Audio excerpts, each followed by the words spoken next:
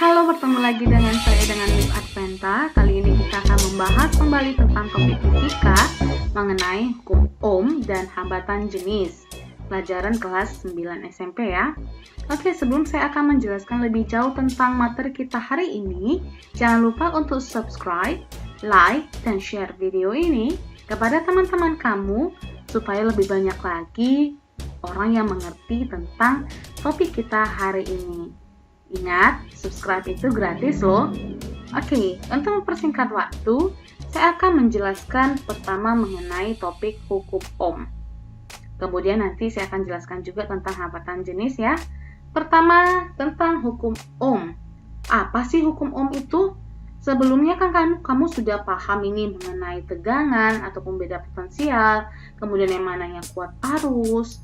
Oke, jadi hukum Ohm ini adalah di mana di sini akan memperhatikan hubungan antara tegangan dan kuat arus. Oke, nah jadi nanti pertama kali tokoh yang mengumandangkan ataupun menyatakan mengenai hukum Ohm ini sesuai dengan namanya. Siapa sih tokohnya itu? Ya, namanya ada George Simon Ohm. George Simon Ohm. Itu pada tahun 1826. Oke, saya bilang ya. Pertama kita akan bahas tentang hukum Ohm. Oke, pertama kali dibuat oleh George Simon Ohm. Oke, pada tahun 1826 ya. Oke, di sini dia memperhatikan antara perbandingan tegangan listrik dengan kuat arus I katanya adalah tetap. Jadi ternyata perbandingan antara V dan I itu adalah tetap. Jadi nanti hasil bagi antara tegangan dan I ini itulah dinamakan dengan hambatan listrik ataupun dengan sebutan lain adalah resistansi. Resistansi yang nanti diberi dengan satuan ohm. Makanya nanti di sini katanya akan menghasilkan namanya resistansi ataupun hambatan. Yang nanti satuannya itu adalah ohm. Oke, ada juga beberapa orang yang menuliskan dengan huruf ohm. Oke, saya akan memberikan bagaimana hubungan grafik antara tegangan dan kuat arus. Oke, di hadapan kamu sini ada dua buah grafik. Ini grafiknya. Grafiknya ini memperhatikan antara hubungan antara tegangan, ini tegangan dengan kuat arus. Sedangkan grafik yang satu lagi hubungan antara hambatan dan kuat arus. Di mana hubungan antara tegangan dengan kuat arus itu menghasilkan grafik yang linear. Oke, jadi contohnya nih, misalnya tegangannya adalah 1 volt, kuat arusnya adalah 2 ampere, tegangannya 2 volt, arusnya menjadi 4 ampere. Jika seperti itulah. Oke, jadi nanti untuk jika ditanya nanti nih bagaimana sih grafiknya, kamu sudah tahu ya. Ingat, seperti inilah grafik hubungan antara tegangan dan kuat arus dan hambatan. Oke, berikutnya saya akan berikan rumus mengenai hukum Ohm ini ataupun persamaannya secara matematisnya. Oke, berikut adalah rumus untuk mencari hukum Ohm ataupun secara matematisnya, di mana R sama dengan perbandingan antara tegangan terhadap kuat arusnya, yang dimana R ini katanya adalah konstan. Oke, bisa juga sih cara menghafalnya itu lebih gampang, itu adalah buah VIR. V sama dengan I kali R, dimana V itu menyatakan beda potensial, yang nanti satuannya volt, yang singkat dengan V. I adalah kuat arus listrik, yang nanti menyatakan dengan ampere, atau kita simbolkan dengan huruf A besar.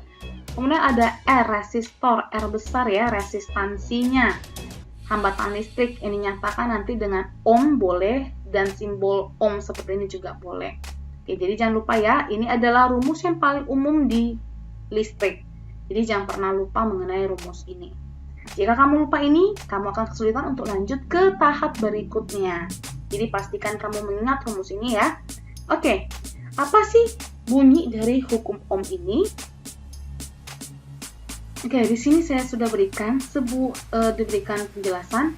Sebuah kawat penghantar mempunyai hambatan 1 ohm apabila beda potensial 1 volt pada ujung-ujung kawat pengantar itu menghasilkan kuat arus sebesar 1 ampere juga. Jadi perbandingan mereka ini sama semua ya. Jadi jika nanti tegangannya adalah, saya ulangi, jika hambatannya adalah 1 ohm, karena ingat ya, hambatan ini kita nggak bisa ganti, hambatan ini konstan. Oke, yang bisa kita variasikan itu adalah kuat arusnya. Jadi jika hambatannya kita beri 1 ohm dan beda potensialnya juga 1 ohm, berarti kawat ini akan mengalir kuat arus sebesar 1 ampere juga. Oke, karena dia berbanding lurus.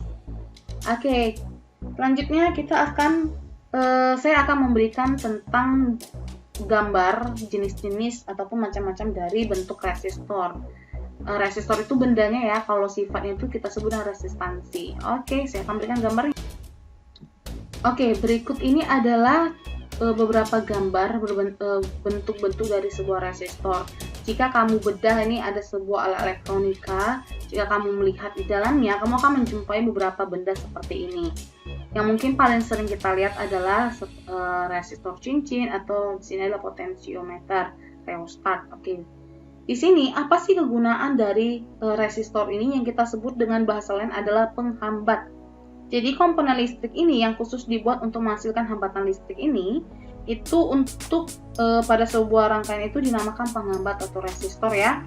Ingat, penghambat atau resistor itu adalah satu bahasa yang sama. Jadi nanti, biasanya di dalam rangkaian listrik, penghambat atau resistor itu nanti diberi simbol seperti gambar ini, seperti simbol rangkaian seperti ini. Ataupun terkadang dibuat seperti gambar batu, petak gitu, resistor batu gitu ya. Jadi nanti di dalam rangkaian yang rumit, misalnya radio, kemudian ada misalnya radio tadi ya, resistor ini digunakan untuk menjaga kuat arus dan beda potensial atau tegangan pada radio itu dengan harga tertentu. Jadi supaya komponen radio itu bisa berfungsi dengan baik. Karena kan bisa jadi suatu rangkaian listrik itu tegangannya tidak stabil nih, atau bisa jadi tinggi ataupun rendah. Jadi kita ada bantuan namanya resistor supaya komponen listrik itu berfungsi dengan baik. Oke, inilah macam-macam bentuk resistornya.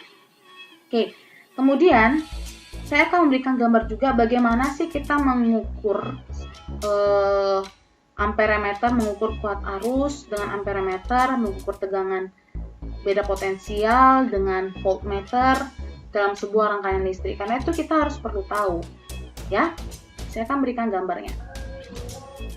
Oke, di hadapan kamu ini sudah ada dua gambar yang berbeda, tetapi dengan rangkaian listrik yang sama ya. Di sini saya buat ada seri, ada paralel. Apa sih ini? Oke. Kalau kita pengen mengukur kuat arus pada sebuah rangkaian yang tertutup, itu kita menggunakan amperemeter ya. Ini gambar amperemeternya. Amperemeternya ini kita akan rangkai secara seri terhadap rangkaian tertutup ini.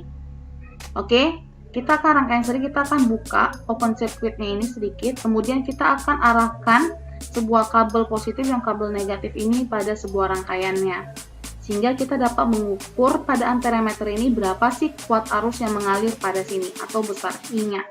Jadi kita mengukur dengan secara seri ya kalau ingin mengukur kuat arus pada sebuah amperemeter. Kebalikannya pada voltmeter, jika kita mengukur tegangan ataupun beda potensial dalam sebuah rangkaian ini, kita akan menggunakan prinsip paralel terhadap hambatannya, terhadap R ini. Oke. Kita tidak boleh mengukurnya pada di sini, misalnya sini, ataupun kita open circuit kan, kemudian kita akan ukur dengan voltmeter, itu tidak akan menghasilkan nilai yang sesuai. Kita akan terjadi namanya kesalahan pembacaan praktikumnya. Oke, jadi sini kita harus menggunakan sistem paralel pada tahanannya ya, pada resistornya. Kemudian juga jika kita ingin mengukur berapa sih tegangan sumber pada baterai, berarti misalnya ini ada sebuah baterainya U, oke, kita akan langsung paralelkan terhadap baterainya, gitu. Jadi untuk voltmeter kita gunakan prinsip paralel, sedangkan pada amperemeter kita gunakan prinsip seri. Jadi jangan lupakan itu ya. Kemudian kita akan lanjut ke contoh soal mengenai hukum Ohm tersebut. Oke, Oke, di hadapan kamu sudah ada contoh soal mengenai hukum Ohm. Saya akan bacakan. Kuat arus 2,5 mikroampere mengalir melalui sebuah resistor 100. Nah, ini 100 apa ya? Tunggu ya, saya cek bentar. Oke, di sini adalah 100 ohm. Oke, 100 ohm nih ya. Oke, 100 ohm. Tentukan beda potensial pada ujung-ujung hambatan tersebut. Oke, kita buat diketahuinya. Di sini kuat arusnya berarti I ya. I-nya adalah 2,5 mikroampere mengalir sebuah resistor, berarti R-nya 100 ohm. Tentukan beda potensial. Oke, beda potensial itu kan sama dengan P, tegangannya pada ujung hambatan itu. Oke, kita jawab. Gimana tadi rumusnya adalah R sama dengan P per I, atau boleh juga kita buat P sama dengan buah fir. Cara ingatnya fir. Oke, kamu boleh gunakan rumus yang mana, boleh yang ini, boleh yang ini. Oke, kita akan gunakan ini aja ya, biar langsung dapat P-nya. I-nya sama dengan 2,5. Oh, sebelumnya kita harus ubah ini dulu ke dalam ampere. Dimana 2,5 dikali 10 pangkat negatif 6 ampere. Kali 10 pangkat negatif 6 ampere dikali dengan hambatannya adalah 100. Oke, sehingga kita dapat hasilnya adalah 2,5 kali 10 pangkat negatif 4 volt. Oke, gampang ya mengenai hukum Ohm. Kita lanjut berikutnya. Dan berikutnya kita akan bahas tentang hambatan jenis. Oke, di sini sudah saya berikan mengenai rumusnya. Hambatan jenis itu, sebelum saya menjelaskan tentang rumusnya, saya akan menjelaskan sedikit apa sih itu hambatan jenis. Nah, oke, pada suatu rangkaian listrik, penghantar itu selalu menggunakan kawat ya, biasanya ya, kawat. Jadi kawat penghantar ini biasanya terbuat dari logam kan? Nah, jadi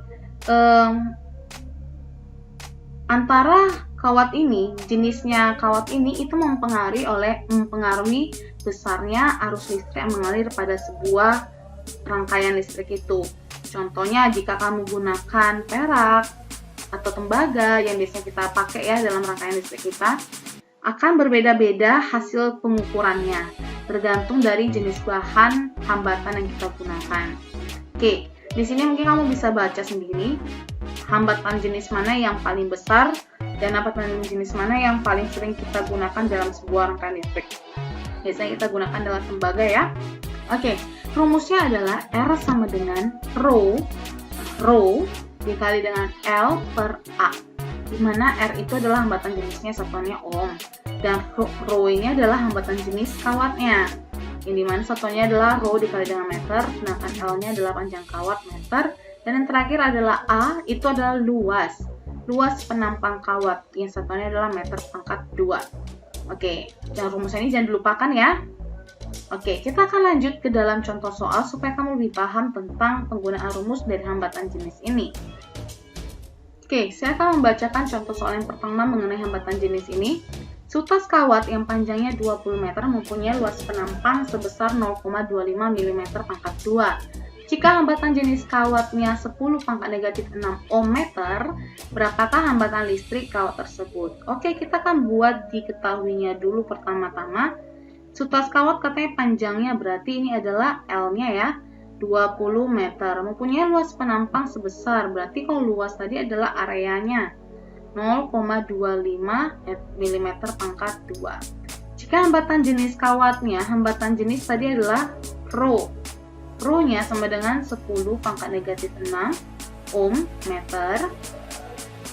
Berapakah hambatan listriknya? Oke, yang ditanya sini adalah hambatannya, R-nya. Perhatikan ya, ini R, inilah hambatan jenis. Oke, kita jawab. Dimana tadi rumusnya apa? R sama dengan Rho dikali dengan L per A ya. Oke, saya perbaiki L-nya dulu, L per A. Oke. Hati-hati, satuannya ini perlu kita konversikan dulu, karena ini sudah 1 meter, ini justru milimeter, berarti kita harus ubah ke dalam meter dulu ya. Berarti ini 0,25. Ya, berarti saya buat menjadi 25 kali 10 pangkat minus 8 ya, meter pangkat 2. Oke, Bisa ya? Coba nanti kamu pause-kan, kemudian kamu coba cari sendiri kenapa bisa dapat 25 kali 10 pangkat negatif 8. Oke, kita masukkan nilai hambatan jenisnya adalah 10 pangkat negatif 6, nilai ohmnya, nilai rho-nya. Kemudian L-nya adalah 20, dibagi dengan 25 kali 10 pangkat negatif 8. Hasilnya berapa nih? Ini boleh dicoret ke sini ya. Berarti hasilnya jadi pangkat minus 2. Ini pangkat minus 2. Yang ini boleh bagi-bagi 5. Ini berarti 4. Yang ini adalah 5. Berarti 4/5 itu adalah 0,8 ya. 0,8. Ini naik ke atas. Berarti kali 10 pangkat 2 ohm. Atau boleh juga kita tulis dengan 80 ohm. Oke, dapat. Berarti tidak sulit ya untuk mencari hambatan jenis kawatnya. Oke, kita akan lanjut ke contoh soal berikutnya, soal yang kedua. Oke, di hadapan kamu sudah ada contoh soal yang kedua pada hambatan jenis. Saya akan bacakannya. Berapakah nilai hambatan listrik yang ditimbulkan oleh penghantar dari tembaga yang panjangnya 400 meter dan luas penampangnya adalah 2,5 mm pangkat 2. Dimana tadi dikasih tahu di sini hambatan jenisnya adalah jenis tembaga yaitu 0,017 ohm milimeter pangkat 2 per meter. Oke, kita buat givennya dulu. Dimana sini katanya panjang kawat ini atau panjang penghantar ini adalah 400 meter ya, berarti L-nya sama dengan 400 meter dan luas penampangnya berarti A-nya 2,5 mm pangkat 2. Oke, hambatan jenisnya rho-nya sama dengan 0,017 ohm. Oke, saya buat ohm milimeter pangkat 2 per meter. Boleh ya? Yang ditanya di sini adalah nilai hambatan listriknya, berarti R. Oke, kita jawab. Nah, bagaimana nih? Di sini kan kita harus mengkonversikannya. Oke, kalau mengkonversikan ini bagaimana? Saya rasa perlu ya kita konversikan ya. Berarti ini menjadi berapa? Tapi kayaknya nggak usah ya. Nggak usah kita konversikan karena nanti di pertemuan dia akan mati juga kok. Saya contohkan nih. Soalnya tadi kan R-nya sama dengan rho dikali dengan L per A ya. Oke, R-nya sama dengan itu yang ditanya. Rho-nya sini kita masukkan 0,017 ohm milimeter pangkat 2 per meter ya. Dikali dengan ini. Dikali dengan L-nya adalah 400 meter. Oke, per ini saya hapus dulu, ini saya perbaiki dulu. Oke, ini R-nya. Per A-nya. A-nya sini adalah ini ya. 2,5 mm pangkat 2. Oke, ini sama ini boleh coret ya. Kemudian satuannya ini sama satuan ini coret. Jadi tidak masalah kalau tidak kita konversikan. Sehingga di sini menjadi 0,017 ya, 0,017 ohm dikali dengan 400 dibagi dengan 2,5. Hasilnya berapa nih? Hah, berat. Ya oke ya. 17 ya. 17 ohm. Gampang kan? Oke. Tapi saya saran sih kamu gunakan pangkat saja untuk mengalihkannya. Oke.